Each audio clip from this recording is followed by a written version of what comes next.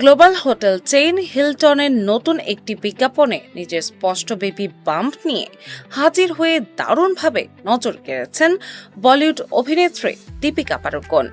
নীল রঙের stylish pant sweet পরে বিলাসবহুল হোটেলের ব্যাকগ্রাউন্ডে অভিনেত্রীর এমন সাবলীল নাচ এবং স্বাভাবিক সৌন্দর্য সামাজিক যোগাযোগ মাধ্যমে ব্যাপক প্রশংসা কুড়াচ্ছে। দীর্ঘ প্রায় ৩ মাস পর দীপিকার এমন নতুন কাজের পোস্ট পেয়ে তাঁর ভক্ত ও অনুরাগীরা দারুণ উচ্ছ্বাস প্রকাশ করেছেন।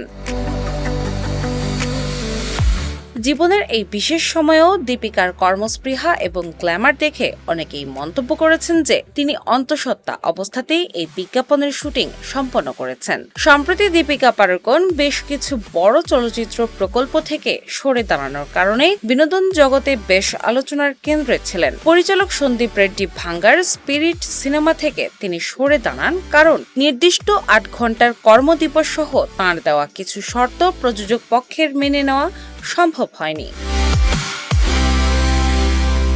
এরপর নির্মাতা নাগ অশ্বিনও তাঁর বহুল আলোচিত কল্কি 2 সিনেমা থেকে দীপিকার সরে যাওয়ার বিষয়টি নিশ্চিত করেন। পেশাগত ব্যস্ততা, শিডিউল জটিলতা এবং সিকুয়েলে নিজের চরিত্রের গুরুত্ব কমে যাওয়ার কারণেই মূলত তিনি এই বড় সিদ্ধান্ত নিয়েছেন বলে জানা গেছে। তবে এই দুইটি বড় চলচ্চিত্র প্রকল্প থেকে সরে দাঁড়ালেও ভক্তদের জন্য রয়েছে শাহরুখ খানের সঙ্গে তার নতুন ছবি কিং-এ যুক্ত হওয়ার মহা ধামাকা।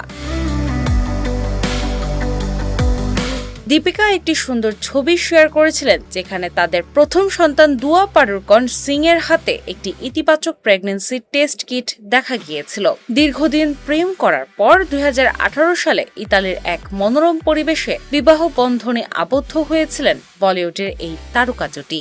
পরবর্তীতে ২০২৪ সালের সেপ্টেম্বর মাসে তাঁদের কোল আলো করে জন্ম নেয় প্রথম কন্যা সন্তান দুয়া এবং এবার তারা তাঁদের দ্বিতীয় সন্তানকে স্বাগত জানানোর প্রহর গুনছেন। ডেস্ক রিপোর্ট, বাংলাবাজার পত্রিকা।